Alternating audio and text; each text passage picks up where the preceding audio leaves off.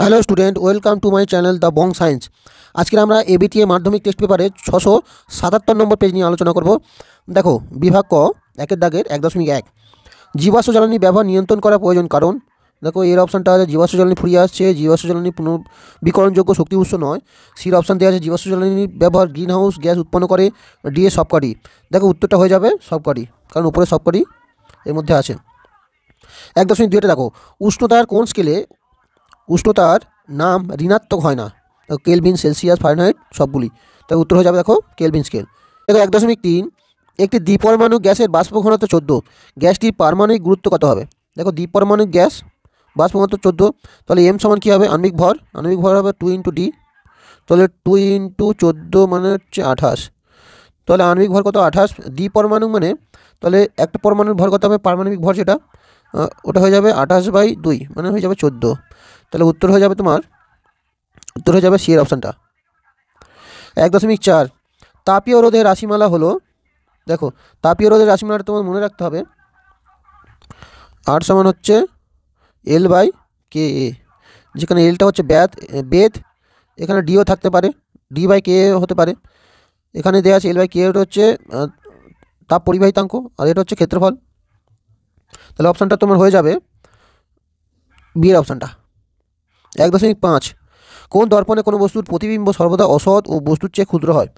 এটা তোমাদের সকলের জানা উচিত, উত্তল দর্পণ। 1.6 আলোর প্রতিসরণে অপরিবর্তিত থাকে, এটা অনেকবার হয়েছে, কম্পাঙ্ক। 1.7 শ্রেণী সমবায় যুক্ত 3টি রোধ R1, R2, R3, 3টে রোধ আছে। এর মধ্যে দিয়ে I1, I2, I3 তড়িৎ প্রবাহ হলে কোনটা সঠিক? দেখো, আমরা জানি শ্রেণী সমবায়ে যে তড়িৎ প্রবাহ হয় তাদের মান কিন্তু প্রত্যেক ক্ষেত্রে গিয়ে সমান হয়, সব রোধের মধ্যে তড়িৎ প্রবাহ সমান হয়। তাহলে এখানে I1 সমান I2 সমান কী হবে? I3। তাহলে অপশানটা তোমার হয়ে যাবে সি এর অপশানটা। 1.8 একই উপাদানের দুটো তারের একটি দৈর্ঘ্য অপরটি দ্বিগুণ, ছোট বড় তার দুটি রোধাঙ্ক P1 ও P2 হলে কোনটা সম্পর্ক সঠিক? দেখো, উপাদানের দুটো তারের একটা অপরের দ্বিগুণ বলেছে, রোধাঙ্ক দেওয়া আছে P1 আর P2, যেহেতু একই উপাদান বলেছে তাদের কী হবে? রোধাঙ্ক সমান হবে, P1 সমান P2। অপশান এটা সঠিক উত্তর হবে। 1.9 নিউক্লিয় সংযোজন ও বিভাজনে উদ্ভূত শক্তির উৎস কী? দেখো, কী অপশান দেওয়া আছে? রাসায়নিক শক্তি, তাপ শক্তি, ভরবেগ আর ভর। উত্তর হচ্ছে ভর। নিউক্লিয় সংযোজন ও বিভাজনে দেখো ভরটা কী হয়? শক্তিতে রূপান্তরিত হয়। 1.10 দেখো, নিচের কোন জোড়টি সঙ্গতিপূর্ণ নয়? এটা মূর্ধন্য সঠিক আছে, হ্যালোজেন সঠিক আছে, নিষ্ক্রিয় মৌল অপশানটা হবে এইটা। এনে কিন্তু ক্ষারীয় ধাতু নয়, এনে হচ্ছে ক্ষার ধাতু। 1.11 দেখো, প্রদত্ত কোন জোড়টি আইসো ইলেকট্রনিক, অর্থাৎ কোন জোড়ের মধ্যে ইলেকট্রন সংখ্যা সমান দেওয়া আছে? দেখুন, তোমার হয়ে যায় নিয়নের হচ্ছে 10টা ইলেকট্রন আছে, নিয়ন হচ্ছে টোটাল ইলেকট্রন 10। আর ও মাইনাস যদি বলি, O-2 মানে অক্সিজেন হচ্ছে 8টা ইলেকট্রন থাকে, আর 2টো ইলেকট্রন যদি চলে আসে তাহলে কত হবে? 10টা। তাহলে O-2 হচ্ছে 10টা। তাহলে তোমার উত্তর হয়ে যাবে, উত্তর হয়ে যাবে এর অপশানটা, উত্তর হয়ে যাবে এর অপশানটা।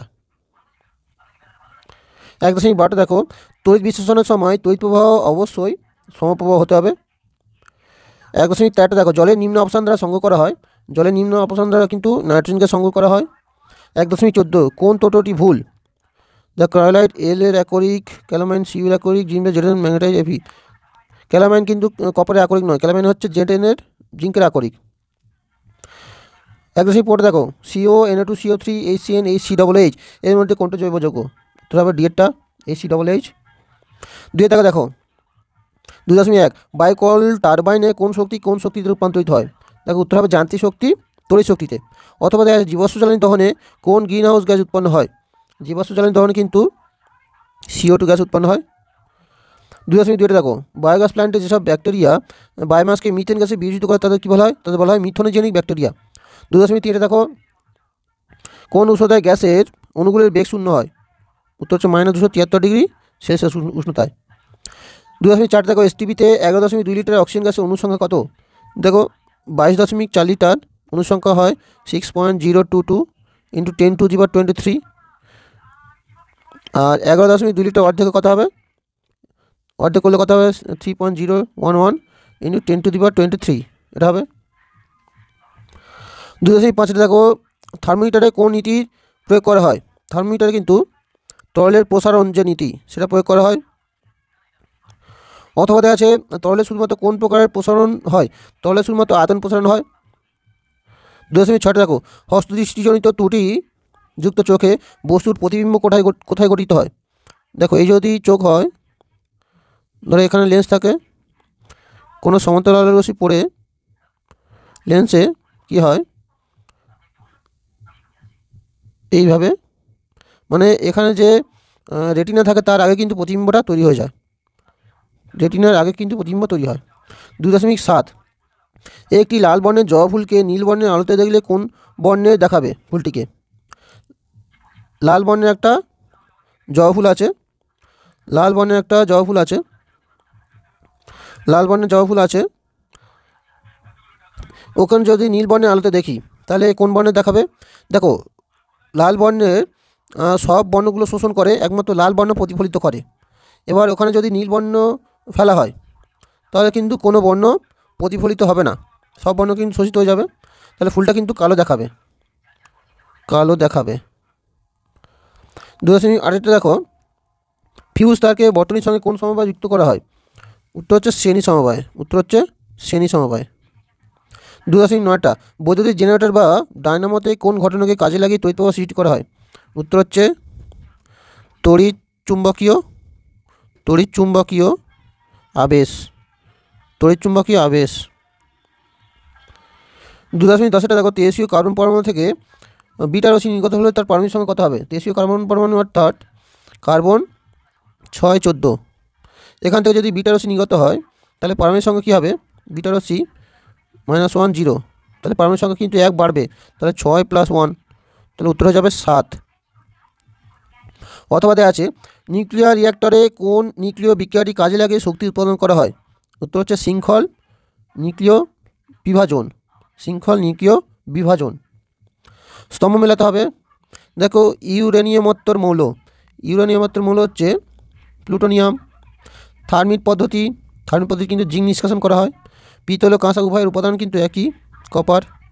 একটা মুদ্রা ধাতু হচ্ছে সোনা। 2.12 দেখো এলআই এই যৌগটি দিয়ে কী ধরনের রাসায়নিক বন্ধন বর্তমান, এটা হচ্ছে আয়নীয় বন্ধন। 2.13 দেখো সত্য মিথ্যা তড়িৎ বিশ্লেষণে তড়িৎ শক্তি রাসায়নিক শক্তিতে রূপান্তরিত হয়, এটা কিন্তু সত্য হয়ে যাবে, সত্য হয়ে যাবে। 2.14 অ্যালুমিনিয়াম ধাতু নিষ্কাশন করার সময় তড়িৎ বিশ্লেষ্য রূপে কী কী ব্যবহার করা হয়। উত্তর হচ্ছে ক্রায়োলাইট,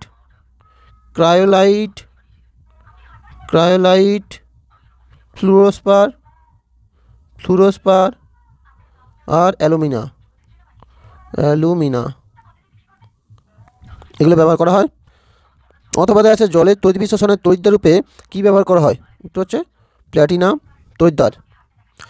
2.15 দেখো অ্যামোনিয়া শিল্প উৎপাদনে মলিবডেনাম চূর্ণ ব্যবহার করা হয় কেন। অনুঘটকের উদ্দীপক হিসেবে ব্যবহার করা হয়। 2.16 দেখো স্মেলিং সল্ট কি। স্মেলিং সল্ট হচ্ছে দেখো সংকেত মনে রাখবে NH4 whole 2 CO3 ammonium carbonate. অথবা রসায়ন ঘরে লবণের ধাতুমূলক শনাক্তকরণে কোন গ্যাসের প্রয়োজন হয়। উত্তর হচ্ছে H2S, এটা অনেকবার হয়েছে। 2.17 দেখো C4H10 আণবিক সংকেত বিশিষ্ট দুটি সমবায়ের গঠন লেখো। দেখো কার্বন 4টে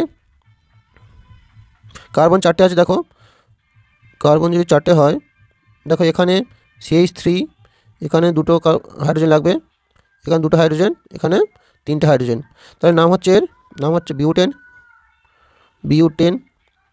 আরেকটা কী হবে, দেখো এবার এই যে এখানে একটা কার্বন দিয়ে দিই এই শৃঙ্খলে, দেখো এখানে 3টে হাইড্রোজেন, এখানে দেখো এখানে একটা হাইড্রোজেন লাগবে, এখানে 3টে হাইড্রোজেন, এখানে 3টে,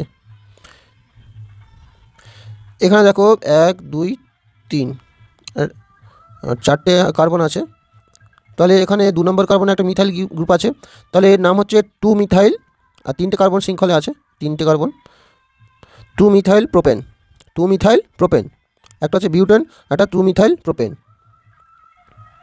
অথবা দেখা আছে নিচের হাইড্রোকার্বন দুটি কী ধরনের হাইড্রোকার্বন। প্রথমটাতে আছে C5H10, পরটা C6H14। দেখো প্রথমে C5H10 মানে এটা সূত্র হচ্ছে CnH2n। CnH2n কার হচ্ছে, এটা হচ্ছে অ্যালকিন। এটা কি, এটা হচ্ছে অ্যালকিন। আর পরটা দেখো C6H14 মানে এখানে হচ্ছে CnH2n+2। এখানে n এর মান বসাও, n এর মান 6 বসাও, n এর মান 6 বসালে হাইড্রোজেন কত হবে, 14 হবে। তাহলে এটা হচ্ছে অ্যালকেন, এটা হচ্ছে অ্যালকেন, অ্যালকেন। তাহলে প্রথমটা অ্যালকিন আর পরেরটা হচ্ছে অ্যালকেন। 2.18 দেখো পাওয়ার অ্যালকোহল কি। দেখো পাওয়ার অ্যালকোহল হচ্ছে ইথানল, CH3CH2OH, এর সঙ্গে যদি পেট্রোল মেশানো হয়